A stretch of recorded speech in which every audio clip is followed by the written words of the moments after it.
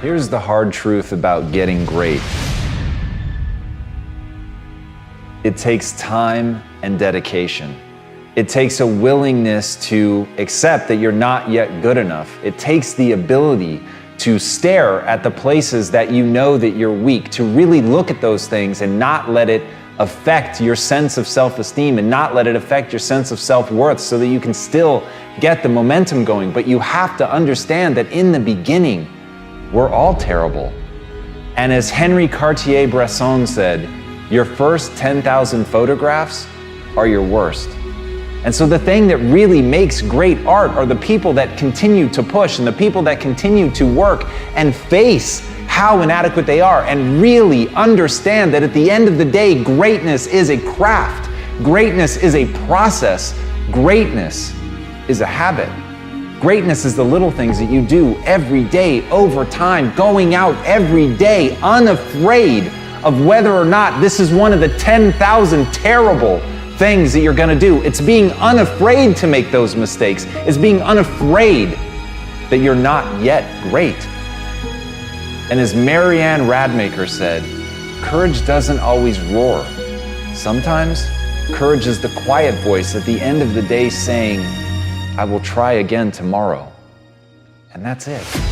If you want to be great, that's what you have to do. You've got to get up again tomorrow.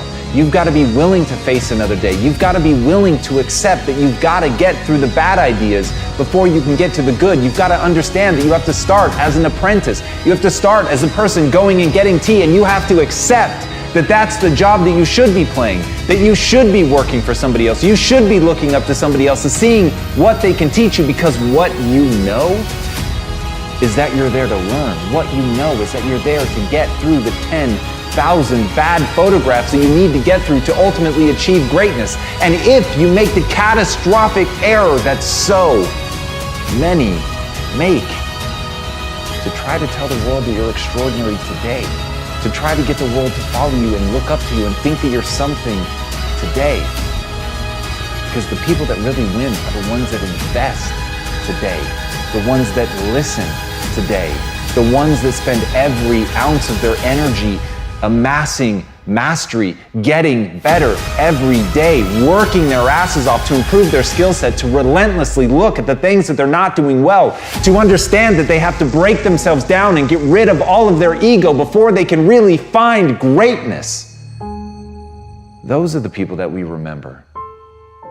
So if you want to be remembered, if you want to achieve real greatness, you just need to have the courage to show up every day and take another swing, take another photo, try another task, do something that scares you, and do those little things over and over and over until you win. Greatness is the most demanding mistress you're ever going to encounter. And I understand the advice that I'm about to give you is not for everyone. Most people should turn this off.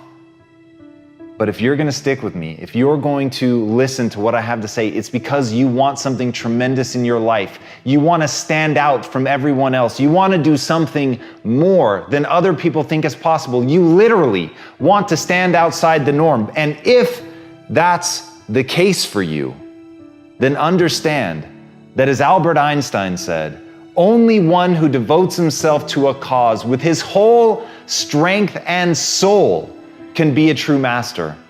For this reason, mastery demands all of a person.